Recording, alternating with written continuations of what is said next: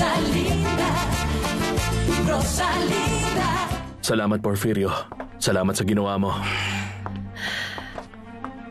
Ang sabi niya sa akin, wala na daw tao sa teatro. At kinumpirma niyang walang aksidente malapit sa lugar. Kung ganun, nasan si Mama? Saan ka ba galing, Alex? May mahalaga akong kailangang asikasuhin. Mamaya ako sasabihin. Diyos ko! Ay, Diyos ko! Pumalma ka, Rosalinda. Sinabi na ng 911 na hindi siya nakarehistro sa kahit anong ospital. Pero ano ba ang tingin niyong nangyari? Hindi ako iniiwan ni Mama ng mag-isa. Hindi ko na kaya. Hahanapin ko na siya sa labas. Mama! Anak. Mama! Saan ba kayo galing? Pinag-alala niyo ako ng gusto, Mama. Doon sa police station. Sa police station? Bakit? Ano nangyari? Bakit sa police station? Ipaliwanag mo sa amin kung ano ang nangyari.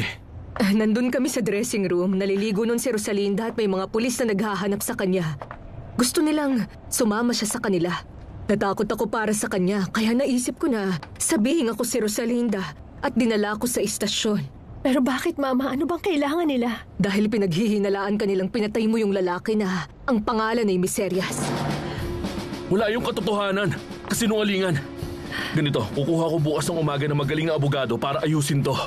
At sinabi mo ba sa otoridad kung sino ka talaga, Soledad? Oo. Mabuti na intindihan nilang gusto ko lang protektahan ang anak ko. Siniguro ko sa kanila na bukas tetestigo ang anak ko tungkol sa pagkamatay ng taong yon. Sandali lang po. Paano Sige kung... na, gagawin ko na kung ano ang kailangan, Alex. Mama, basta ang mahalaga ngayon maayos ang kalagayan ninyo. Hindi niyo talaga alam kung gaano ako nag-alala sa inyo, Ma. Takot na takot ako. Pasensya ka na.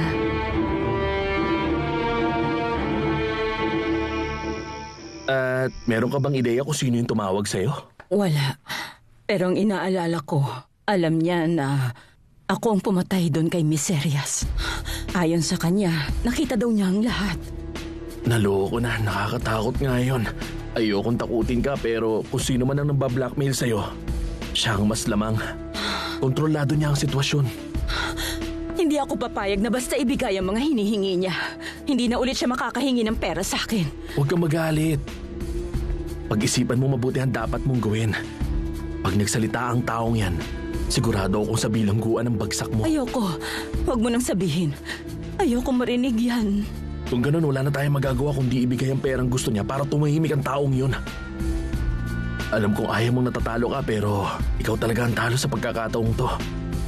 Pero huwag kang mag-alala. Nandito ako para sumaya ka.